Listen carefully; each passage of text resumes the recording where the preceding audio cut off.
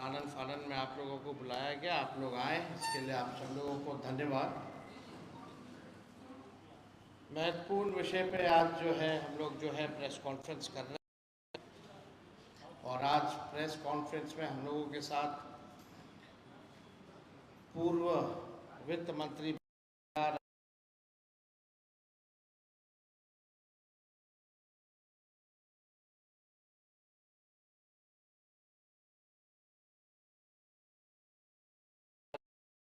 संजय सभा भी हैं और प्रवक्ता सब हैं। वित्तीय अराजकता जो है पैदा हुई है।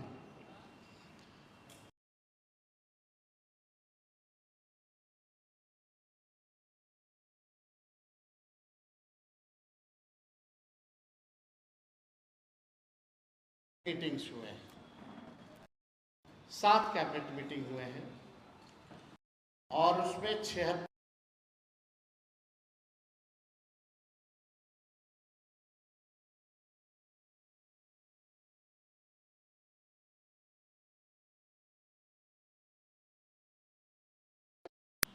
योजना केवल निर्माण से संबंधित है।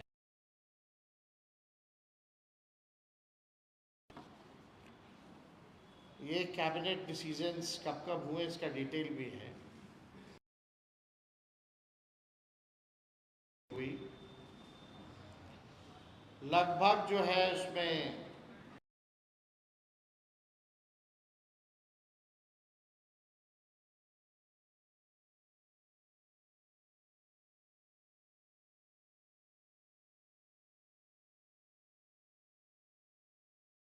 करोड़ की स्वीकृति दी गई। तीसरा 4 फरवरी 2025 को यानी 16,049 करोड़ का स्वीकृति जो है दी गई। चौथा 23 फरवरी 2025 17,706 दी गई। 25 यानी 5वां कैबिनेट 25 फरवरी 2025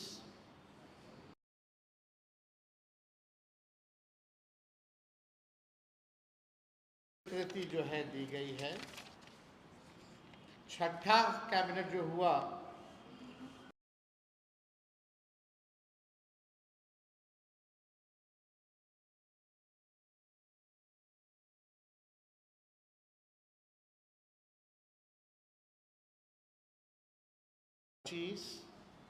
यानी 593 करोड़ की स्वीकृति जो है दी गई है।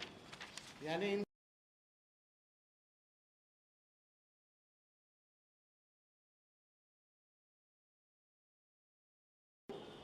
रुपए की स्वीकृति दी गई, जिसमें कि केवल निर्माण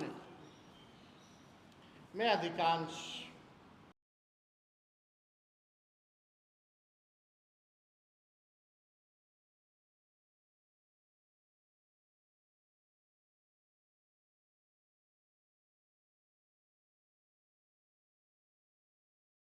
जहां संबंधित है, जहां ग्लोबल टेंडरिंग की जा रही है, ठेकेदार के माध्यम से जो मंत्री लेवल के जो लोग हैं, लगभग आप जान रहे हैं, पूरा बिहार जानता है कि निर्माण कार्यों में एक फिक्स अमाउंट तय है कि 30% जो है मंत्री साहब को पहुंचाना है कमीशन के तौर पर। ये भ्रष्ट सरकार निर्माण संबंधित योजनाओं में तत्काल टेंडर निकाल और तत्काल कमीशन प्राप्त कर चुनावी खर्चा निकालने का इन लोगों का तरकीब है। अब जो लोग सरकार में बैठे हुए हैं, अब वो लोग जान रहे हैं कि अब इन लोग दोबारा सरकार में आएंगे नहीं, तो जितना आनन फानन हो सरकार के खजाने को कैसे हम लोग लूटे, इसी में ये सरकार जो है लगी पड़ी है। चुनाव का खर्च भी जो है जनता के पैसे, बिहार के पैसों से ये लोग जो है कैसे निकालेंगे, इसकी पूरी लूट है। अभी हम आपको बताएंगे, उसमें सब कुछ जो है दिखने लगेगा। ये सिर्फ 1 लाख, जबकि पिछले 3 महीनों में ही कैबिनेट के द्वारा चुनाव 76,000 करोड़ से अधिक योजनाओं की घोषणा इन लोगों ने दे दी है। यानी जो स्कीम्ड एक्सपेंडिचर है योजना मद में से 1,16,000 करोड़ में से समझिए कि 76,000 करोड़ मात्र 3 महीने में इन लोगों ने घोषणा कर दी। अब सरकार बताए कि इस वित्तीय वर्ष के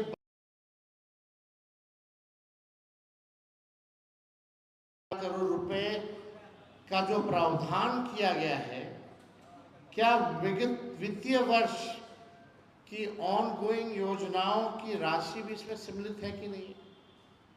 जो पिछले वित्तीय वर्ष की जो योजनाओं जो स्वीकृत थी या योजनाएं जो चल रही थी, क्या उसका भी राशि इस वाले में इंक्लूडेड है या नहीं है, सम्मिलित किया गया है कि नहीं, ये हम जानना चाहते हैं। अगर हाँ, तो फिर नई योजनाओं के लिए या बाकी और डिपार्टमेंट्स के लिए ये पैसा कहाँ से लाएंगे।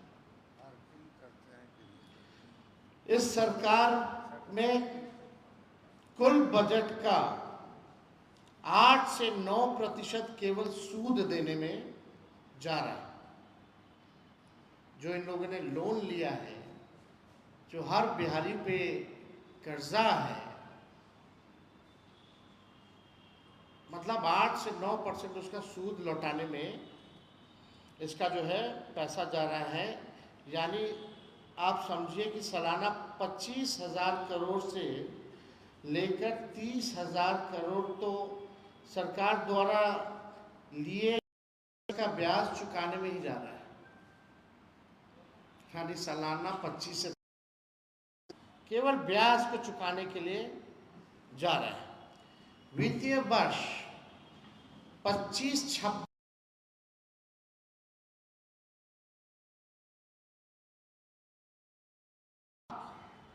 6,000 करोड़ संभावित है, जो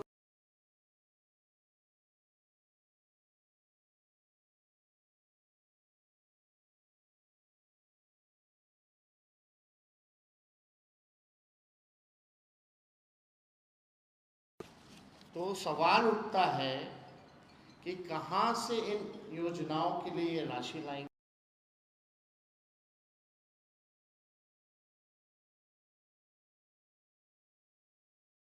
की सरकार है, अब तक क्या मदद की है, इसमें जरा केंद्र सरकार की भूमिका भी बताएं। बिहार कर्ज में डूबा हुआ है, लगातार ये संगठित भ्रष्टाचार करके टेंडर निकाल रहे, काम तो होता रहेगा, 5-6 साल लगे।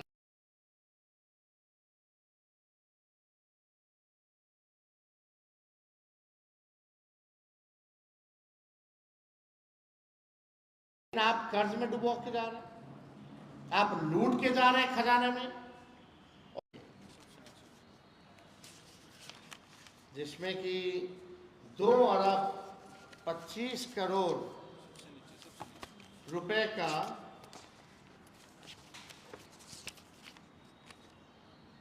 ग्रामीण विकास विभाग से कैबिनेट से ये पास है।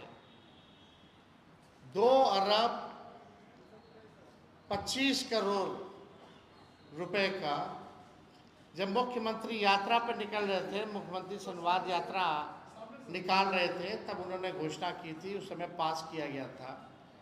3-4 बार जो है यात्राओं के नाम बदले, जब हम यात्रा में जा चुके थे, नाम बदला गया। और हमने एक सवाल पूछा था कि भाई मुख्यमंत्री जी बताएं कि जनता से संवाद करने के लिए आप सरकारी खजाने से 2 अरब 25,000 करोड़ रुपए जो है आप खर्च कर रहे हैं केवल अपने मालिकों से बात करने के लिए, केवल अपने मालिकों से संवाद करने के लिए। तो वो क्या है? तब इन लोगों ने कल जो है इसकी शुरुआत जो है, जब मामला ठंडा हो गया तो कल इनके अधिकारियों ने तय किया, मुख्यमंत्री जी तो अचेत अवस्था में हैं, उनको हरा झंडी खाली पकड़वाने के लिए दे दिया गया। मुख्यमंत्री जी ने एक शब्द भी जो है नहीं कहा। अब आप देखिए 2 अरब 25 करोड़ रुपए में दिल्ली से 600 डिजिटल रथ बुलाकर महिला संवाद के नाम पर लुटाया जा रहा है। बताइए 225 करोड़ रुपए कितनी बड़ी धनराशि है, जिसका प्रयोग ये अपनी चुनावी प्रचार में सरकारी खजाने से ये चलाना चाहते हैं और चला रहे हैं।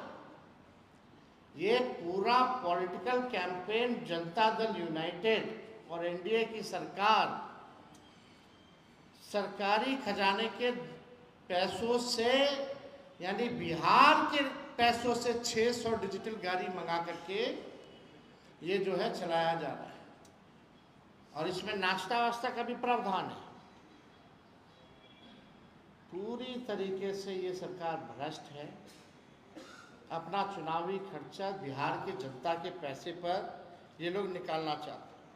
संस्थागत और संगठित लूट का आलम यह है कि 10 भवनों का, हमने विधानसभा में भी इस सवाल को रखा था कि बताइए आप केवल रख रखाव के लिए, जिसमें 8-10 उदाहरण हमने भवनों का दिया था, केवल रख रखाव के लिए निर्माण का भी कॉस्ट बताया था और सालाना जो रख रखाव होता है उसका भी हमने कॉस्ट बताया था। यानी लगभग 700 करोड़ रुपए, 688 करोड़ रुपए खर्च जो है ये लोग केवल बिल्डिंग मेंटेन, साफ सफाई के लिए आउटसोर्स करके एजेंसियों को ही दिया गया है। फिर भी आप स्थिति देख लीजिए क्या है। यानी ये पूरी तरीके से इतना संगठित तौर पे संस्थागत भ्रष्टाचार चल रहा है और निजी कंपनियों को जो है दिया जा रहा है। इस सरकार ने ठेका क्यों दिया निजी कंपनियों को? इसके लिए सीधी नियुक्ति क्यों नहीं निकाली गई? निकालना चाहिए था। हजारों लोगों को नौकरी मिलती, हजारों लोगों को नौकरी मिलती। नल जल योजना, नल जल योजना में कितना भ्रष्टाचार हुआ है ये सबको पता है। क्या सरकार के पास इसका कोई आकलन है या नहीं है, ये हम लोग जानना चाहते हैं। बिहार की जनता जानती है कि हजारों हजार करोड़ इसमें संस्थागत लूट हुई है। कितने नलों में जल आ रहा है, सरकार ये जरा बताए, कितने लगाए हैं, कितने में से आ रहे हैं। पूरे बिहार के लोग जानते हैं। बिना सोचे समझे, बिना किसी पहुंच पथ के इस सरकार ने प्रदेश में लगभग 5000 ऐसे पुल पुलियों बनाए हैं जिनका कोई उपयोग नहीं हो रहा। यानी 5000 पुल पुलियों का हजारों हजार करोड़ किसने लूटा, ये सरकार के लोग बताएं। बिना अप्रोच रोड के किसने पुल बनवाए? क्या ये संगठित लूट नहीं तो क्या है? फिर उसी प्रकार का लूट ये लोग आनंद फानन में लगातार टेंडर करके और कैबिनेट का सैंक्शन करके ये लोग जो है निकलवाने का काम कर रहे हैं। तो साफ तौर पे ये सवाल है कि पिछला बजट का कितना राशि खर्च हुआ, कितना काम पूरा हुआ, ज़रा ये बताएं। और ये जो आपका जो पैसा 1,16,000 जो सैंक्शनड है स्कीम्स एक्सपेंडिचर में जो है, क्या इसमें पहले की स्कीम्स योजना जो पूर्व वित्तीय वर्ष से जो चल रही, क्या इसमें इंक्लूडेड है कि नहीं है? हम तो इससे पहले भी कई बार प्रेस कॉन्फ्रेंस किए, शराबबंदी हो, लॉ एंड ऑर्डर हो, लेकिन कोई भी सरकार का व्यक्ति आकर के नेता विरोधी दल का सवाल का जवाब नहीं देता। उनके पास जवाब नहीं है। और जवाब होता है तो वही पुराना घसीटा फसीटा बिन ना मतलब का वही जवाब होता है। तो ये सवाल है कि भाई आप 2 अरब 25 करोड़ का सरकारी पैसे का अपना पॉलिटिकल कैंपेन जो है आप कर रहे हैं, ये जनता का पैसा है। इसका हम बिहार के लोग जो है जवाब जानना चाहते हैं। ये ग्लोबल टेंडरिंग क्या ज़रूरत पड़ गई कि ग्लोबल टेंडरिंग करने की ज़रूरत है? कितने ठेकेदार जो बिहार के हैं उनको काम मिलेगा नहीं मिलेगा?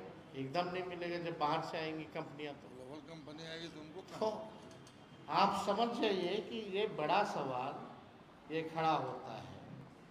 यानी फिक्स्ड है कि भाई 30% मंत्री जी को हमको जो है पहुंचाना है। पूरी तरीके से बिहार में लूट चल रही है। लोग भ्रष्टाचार से ब्लॉक लेवल हो, थाना लेवल हो या डिपार्टमेंट्स हो, इनके पूरी तरीके से लूट चल रही है। तो इससे अगर जुड़ा हुआ आपका कोई सवाल हो इस विषय पर तो ज़रूर देंगे। एक एक करके जो है आप लोग पूछ सकते हैं, एक एक।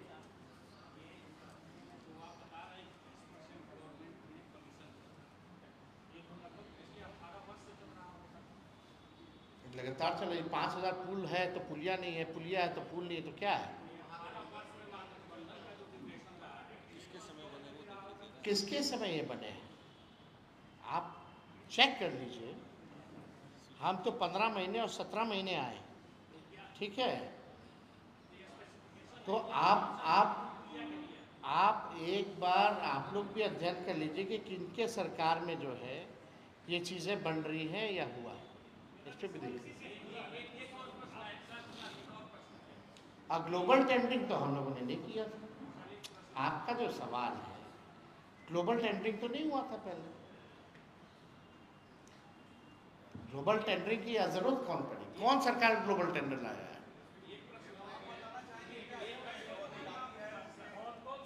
एक मिनट आराम से।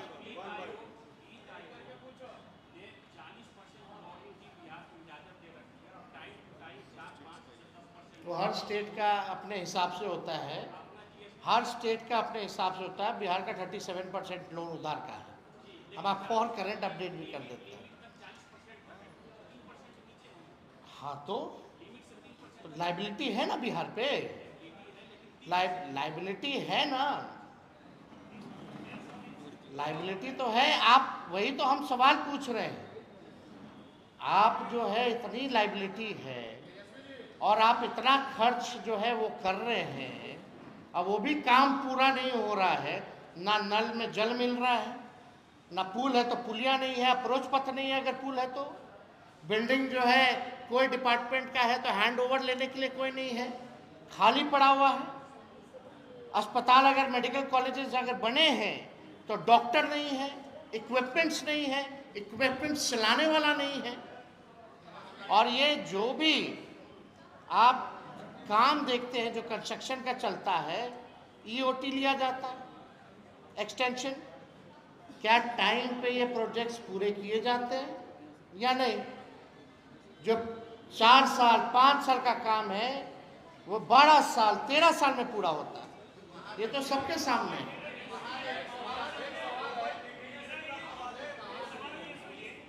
अच्छा बताइए।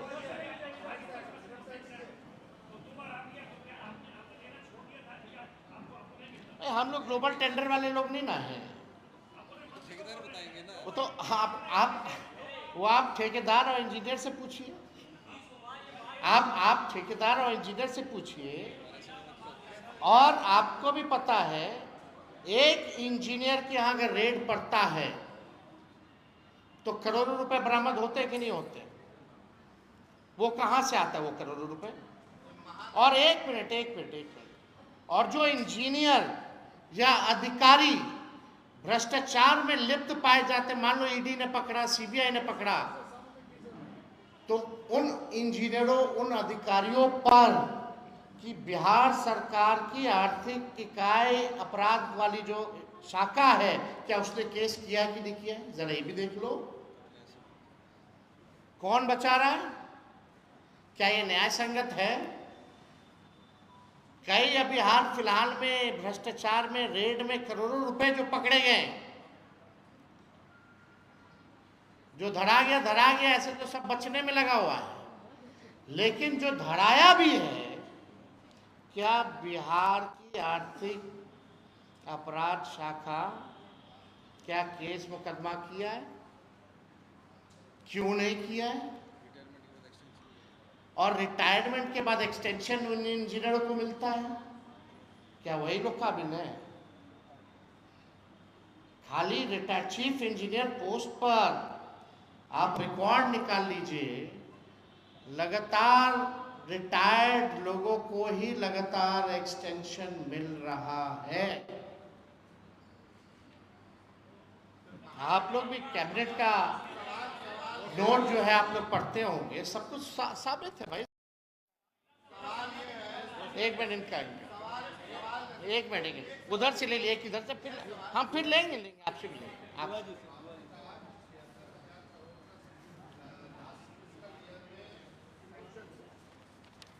इस 7 कैबिनेट में